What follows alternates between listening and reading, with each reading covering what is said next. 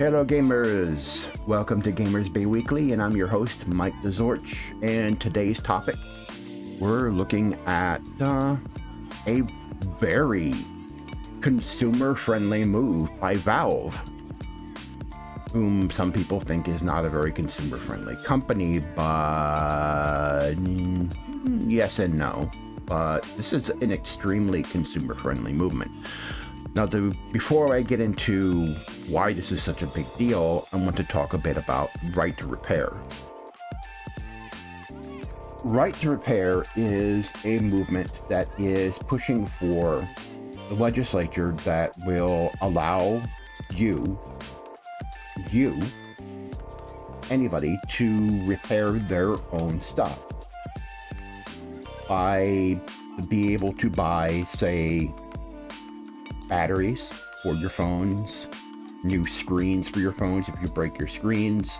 That way you can repair your own things, or new screens for your laptops, or new keyboard, or whatever. Be able to repair your own stuff without having to go to the manufacturer and paying their massively inflated prices because they don't want people to open up their stuff. And some manufacturers have even tried to make it a copyright violation, or even tried to use the DMCA to prevent people from opening up their own devices, the devices that they own, that they bought, and doing repairs. Even Apple has mobilized US Customs to seize screens that people try to buy that are compatible with the MacBook.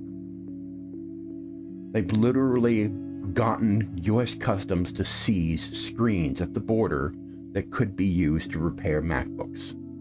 That's how bad it's gotten. Have you ever heard of planned obsolescence? People say that it's not a thing, but it totally is. It's where devices are built to deliberately break down. Now, and this is provable that it is a thing. But you see, long time ago, my parents they bought some Kenmore appliances years ago. It was a washer and dryer. And those things were built like tanks. And they built a lot of things really well in the past. I mean, we had a refrigerator from the late 50s, early 60s that we used for years. And we were able to replace the parts on it whenever they went out, like the compressor, whatever. And for the washer and dryer, my dad was able to go to Sears, order a part, and do the repair himself, replace components himself in the washer and dryer.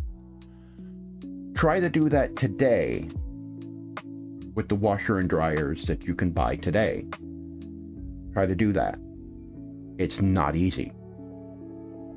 It is not easy. And vehicles are another thing. I had a friend who passed away a long time ago who owned a 57 Chevy, and he was able to get replacement parts for the vehicle.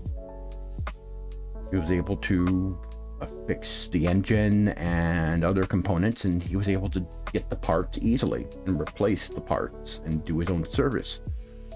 Modern day vehicles, you have to go to a certified repair technician to get your car serviced because it is so complicated inside, and the manufacturers do not make the tools accessible to consumers to do their own diagnostics on the vehicle, to do their own repairs. Third-party companies have started to make components that you would plug into the little data socket on the inside of your vehicle to be able to read what's coming from the sensors inside the engine. And the auto manufacturers have been trying to fight that. And a lot of companies have been trying to fight back against people who want to be able to do their own repairs. Because if you take, let's say you have a Apple MacBook and you want to get it fixed, Well, you go to an Apple store, and what'll happen is you'll go to the Genius spotter, and they'll take a look at it, and they'll say, well, we'll have to get this repaired. And they'll have it sent in to get it repaired.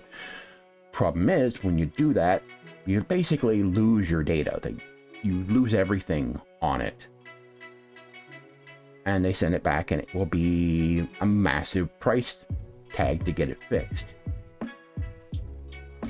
Where otherwise you could have easily taken off a couple of screws, open up the case, replaced a component, snapped it back in, put the case back on, put the screws back on, you're done. Some of these repairs could easily be done by the average person if they did their research correctly and they did it right. A lot of these things can be fixed by ordinary people without a problem. And manufacturers have been doing some pretty underhanded things to try and make that extremely difficult. Gluing in parts, using screws with heads that don't have that don't use standard tools, and making those screw heads or the screw types extremely difficult to get a hold of. Now, a company called iFixit has been making those tools available. The tools for prying off the screens on iPhones, specialized screw bits for all sorts of different types of security screws that a lot of manufacturers are using to keep people from getting into their devices. They've been releasing these, and then they've been a big advocate for right to repair. And also, I'll put a link in the description below to a channel of a guy named Rossmann. He is a MacBook repair guy from New York. He's one of the biggest advocates for right to repair. He's actually testified in various state legislatures in favor of right to repair legislation. And so he's a very interesting channel to look at, and look at his videos on right to repair and what right to repair is all about and why we need this legislation. Valve,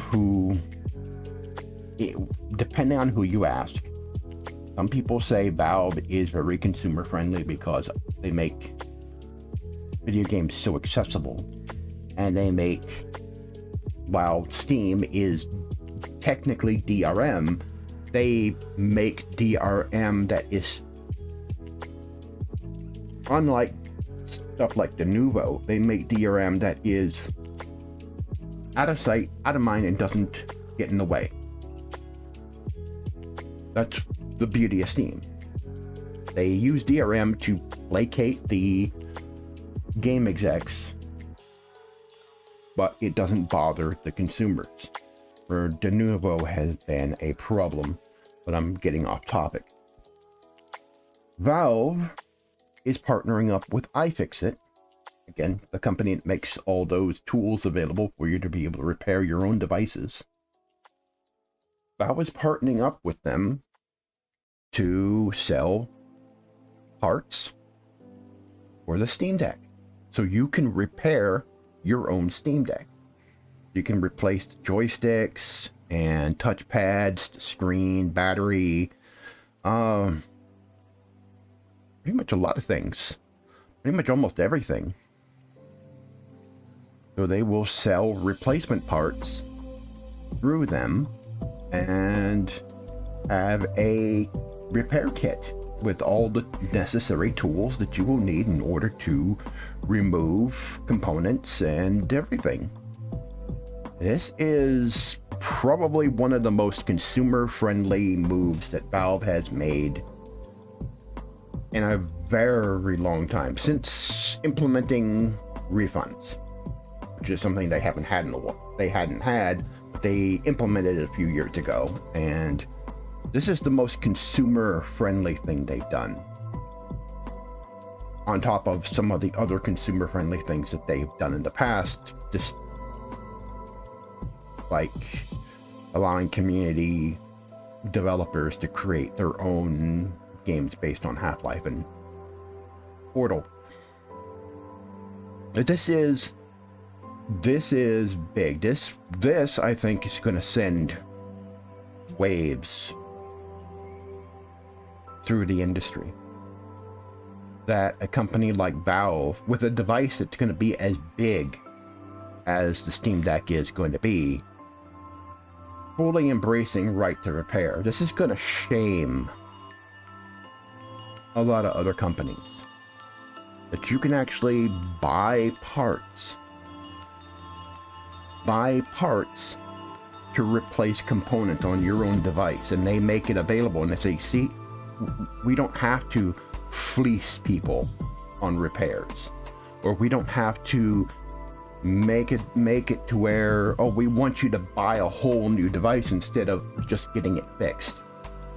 That's been the mentality of a lot of companies, trying to get you to buy a whole new device, or making it so expensive to fix it that you might as well buy a new one. No, Valve's saying, no, we're not going to do that. We're going to let you repair and fix your own things, and even be able to replace your own joystick. Because no matter how good your gamepad is, no matter how good your joysticks are, you're going to have drift in your joysticks. Doesn't matter how good they are, they all eventually drift. All of them. Xbox controllers, PlayStation 5 controllers, this Thrustmaster eSwap controller with these removable components. They will eventually drift. Now, this is easy. This, you just pull this out, replace it. Pull this out, replace it if they ever start having problems. But what about PlayStation 5 controllers? What about Xbox controllers? Can you do that with them? Well, with certain PlayStation controllers, like like those Pro controllers, you can take off these parts, unscrew them, but that's replacing the heads. It's not actually replacing this whole joystick mechanism. That's just taking off the head part, this part. What about replacing those if they start drifting? If it starts drifting, you got to replace this whole thing. If it's a DualSense controller, or if it's an Xbox controller, you got to replace the whole thing if they start drifting.